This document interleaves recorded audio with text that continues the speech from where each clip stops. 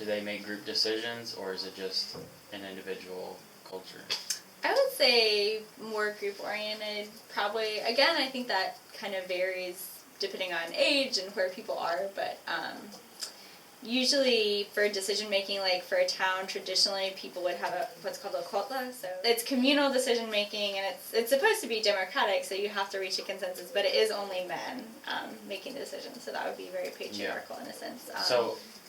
If someone were to come to Christianity, one part of the family, would the whole family become Christian? Probably not. No, I guess that would be an individual. Okay. Yeah, this would be more like big social decisions.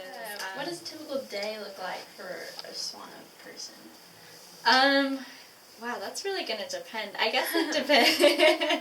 It depends probably on where you live and what your occupation is. So, most people live in towns and would, wake up, get ready for work, go to work, come home. There's a lot of mining in Botswana, so if you were in Botswana and you're working in a mine, I guess you would probably have an earlier kind of day. There's also a lot of farming, or what in the States would be called ranching of cattle, so if you're dealing with cattle, you'll get up a lot earlier, just like, farmers everywhere, right. I guess. But yeah, I don't know if there's anything. What would people like our age be doing? Probably going to school. The Botswana educational system is much like the U.S. They've pretty much westernized the way that they think about school and their education. Parents of the Botswana culture press their children to go to school from a very young age.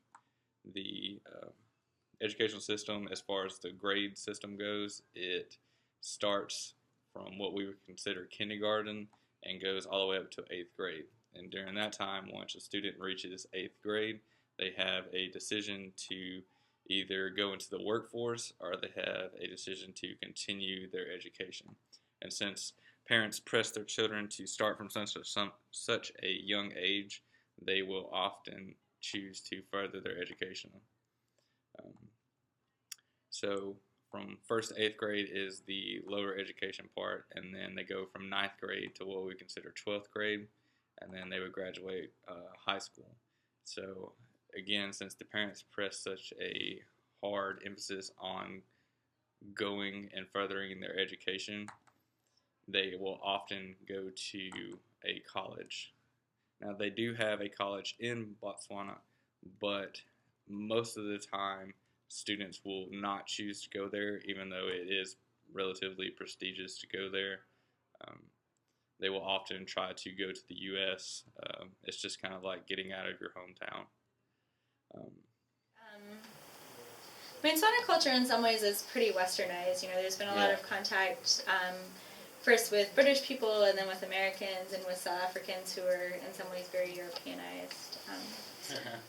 So we were also wondering, what do non-Christians believe? Like, they're not a Christian, what's the go-to religion, or what's... So, Christianity is actually very prominent within Botswana. I would say I don't know what y'all's research has found. I have seen studies that are upward, okay, that's what I was going to say, was studies of upwards of 90% of people are Christians, because there have been a huge sort of British and then American missionary influence. If you're not Christian, probably, a traditional kind of belief, so probably some type of animism. Okay.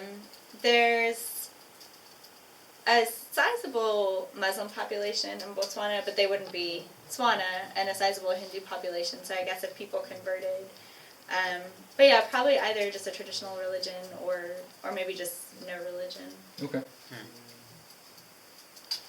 This one's kind of a more abstract question. What do the Tswana people believe about themselves and the world they live in? And what do they believe their purpose is on Earth? In traditional Botswana culture, and again, this is going to depend on kind of where people live, but cattle represent wealth, so you might want to have a lot of cattle. But yeah, I think really just kind of the role of faith within public discussion is really kind of prominent and important. So probably being a good kind of church member, whoever, and that's obviously relative and varies, and people have different definitions of that. So, being kind of a productive member of your community and society and church, and being able to support your family. So our next question is, we want to know what their government's like. Okay. So Botswana's government actually, the Tswana pride themselves on being one of the oldest democracies in the world. So the Khotla is considered to be very democratic, even though it's male-oriented.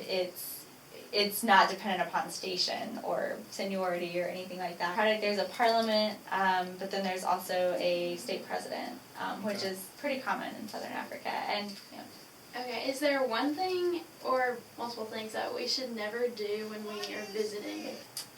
I wouldn't say there's anything like that. I would say generally being able to receive hospitality is very important. People are really warm and really hospitable, and one of the things I remember my dad always, saying to American volunteer groups if they would come out is, if you go to somebody's house and they want to kill a goat for you, you have to eat the goat. Do they have any celebrities, like big-time sports players? Like, are they big on sports? Do they have big movie stars? So the big thing actually in Botswana is heavy metal now, and I'm not really into heavy metal, so I don't know anything about the scene. But apparently there are a lot of really successful heavy metal people. As far as famous people go, their biggest idol that they would look up to would be their very first president. He helped gain independence from Great Britain and kind of set up their democracy. Question. What is most important to the Swanee people and culture?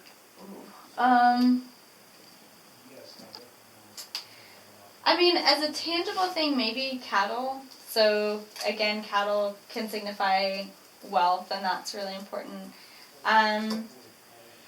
But kind of like we said before, just those personal values, just being a warm person, being a hospitable person,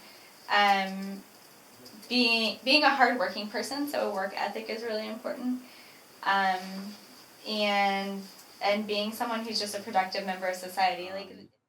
They believe that it is most important to be a good member of society and also be a good member with your church. They may look like different things to different people. Cattle is also very important to them. The more amount of cattle you have is usually directly proportionate to how successful you are in life. Again, that's different with different people, just like it is in our culture. Male dominance is usually how their culture functions. They also respect their women. In the book, The Cupboard of Life, it states that it's appropriate for men to make the decisions, but allow the women to think that they're making the decisions, and just respect them in that way. The Swana people love to listen to music. Heavy metal is a big thing right now. And also, what people do for entertainment is dancing. They do a lot of dancing for celebrations and different occasions. A lot of foot stomping. Dancing is really important, and moving around. And during church services, a lot of dancing, a lot of ululating. And there's a tradition too of shaking everyone's hand as you leave church. So if we were filing out of the pew, if I'm the first person out of the pew, I would stand at the doorway and shake all of your hands, and then after you shook my hand, you'd stand there and shake everyone else's, or hug them or whatever. So that's pretty important. That's an important part, especially of worship celebrations, whether that's a church service or a wedding, or sometimes even a funeral. And if it's more of a wake than a funeral, that might be important, or any kind of big event celebrating. So yeah, so music is very, very important. We might have to try it. Yeah, but a lot of foot stomping, a lot of clapping. What is their food like? Pretty simple. So the main dish is something called mealie pap, and it's made out of, mealies are basically corn. Okay. So it's basically made out of corn, and it's like a corn porridge. So it's kind of like the consistency of mashed potatoes, but a little stiffer. In the Swana culture, there are several different types of clothing that people can wear. The women usually wear a type of dress or skirt, and the men usually just wear pants and a shirt, whether it's a button down or just like a regular t-shirt, just like here, depending on the occasion. Most of the women's clothing is very colorful and very just traditional to the Swana culture.